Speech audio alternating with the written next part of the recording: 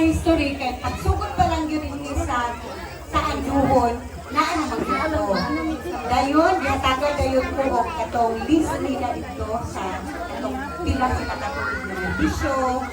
So, muna din yung akong imuan on history. So, gihanyo ang tanan sa gamay ng kayo nga panahon para sa kasaysayan sa Purok 11 Anduhon, Managok, Malaybalay, Siri, Bukidnon. Ang Purok 11 Anduhon sa Barangay Managok, Malaybalay, Siri, Bukidnon, kaniadto na ilahang nga sitio Anduhon. Usa ka gamay apan buhi nga komunidad nga natukod pinaagi sa pananaw, pagtuo o panaghiusa sa mga katawhan. Ang kasaysayan niini nagsugod sa usa ka respetado o mapinanggaon nga leader. Si Lay Dato Isidro Rostov Anduhon. Walay lain ang ako ang papa. Usa ka alagad sa simbahan, mag-uuma o chairman sa Managok Pigaunon Tribal Association Incorporated or katong gitawag o MHTI. Grupo kini sa mga indigenous people sa Barangay Managok.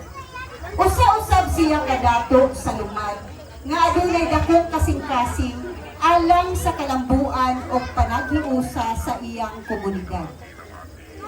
Sa wala pa matukod ang sitio Anduhon, nagpuyo si Dato Rustong Anduhon sa Purok 4 sa Old Managok.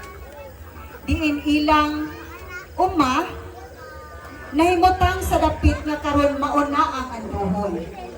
Tungod sa iyang pagtuo o tinguha nga makabuhat o komunidad nga adunay kalinaw, pagtuo o panaghiusa, nauna-unaan niya nga ipahimutang kini sa lugar isip usa ka sitio.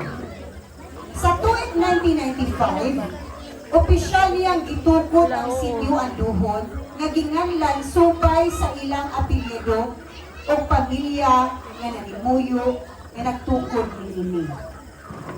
Dili sa yun ang pagsugod sa komunidad.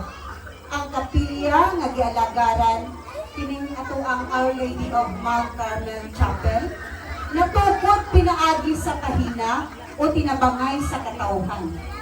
Nagsugod lamang kini sa 10 hangtod 15 ka bubong. So inana na kagamay. Imagino nimo